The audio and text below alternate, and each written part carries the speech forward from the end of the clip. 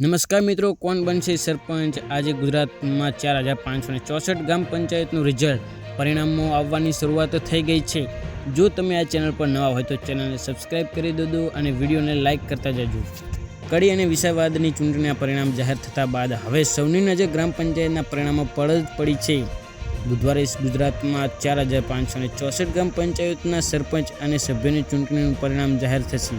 વધુ સત્તા આપતા હવે સરપંચ બનવા દાવેદારો થનગતી રહ્યા છે। અત્યારે સુધીમાં કુલ 751 ગ્રામ પંચાયતનું બિનહરીફ જાહેર થઈ ગયું છે। ત્યારે પરિણામ બાદ ખબર પડી છે કે પંચાયતો પણ કોણે પ્રભુત્વ જમાવ્યું છે।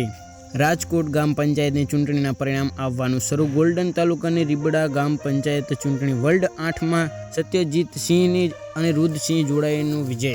અમરેલી જિલ્લામાં આજે 10 તાલુકામાં મથકોએ ગ્રામ પંચાયતની ચૂંટણી મતગણતરી શરૂ। 77 ગ્રામ પંચાયતના સરપંચ અને 12 ગામોની પેટા ચૂંટણી ગણતરી શક્તિ। 2200 સભ્ય પદોની ગણતરી ચાલી રહી છે। અમરેલી જિલ્લામાં કુલ 216 ઉમેદવારોએ આજે ફેસલો થશે।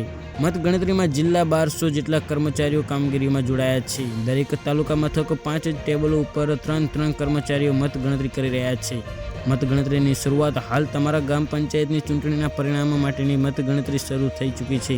ઉમેદવારો અને તેમના સમર્થકો ભારે ઉત્સાહિત જોવા મળી રહ્યા છે। કડક સુરક્ષા વચ્ચે શરૂ કરાઈ મતગણતરી।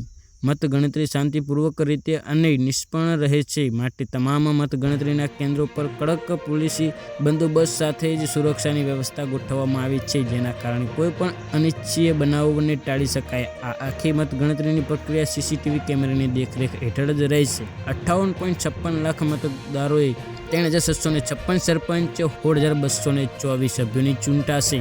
ગ્રામ પંચાયતની ચૂંટણીમાં 3656 સરપંચ માટે 8000થી વધુ ઉમેદવારો ચૂંટણી મેદાન છે, જ્યારે કે 16224 સભ્યો માટે 70000થી વધુ દાવેદારો ચૂંટણી લડી રહ્યા છે।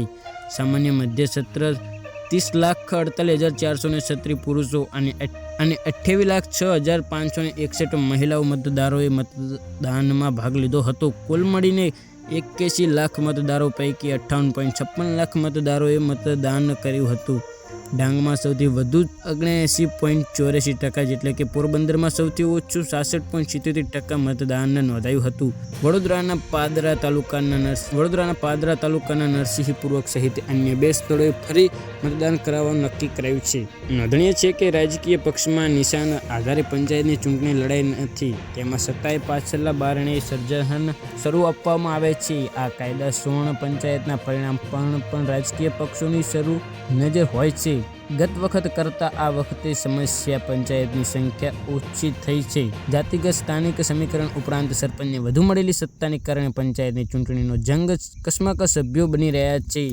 ઉલ્લેખનીય છે કે જે 2000 બેઠકો પર ઉમેદવારોએ ઉમેદવારી નથી નોંધાઈ। કડી અને વિસાવદરની પેટા ચૂંટણીને કારણે કડી જોડાણા વિધાવશ જૂનાગઢ વિસ્તારની ગ્રામ પંચાયતની ચૂંટણી યોજવામાં આવતી નથી। અમદાવાદ જિલ્લામાં 9 સ્થળોએ મતદાન ગણતરી 5 પંચાયતો શરત થઈ છે।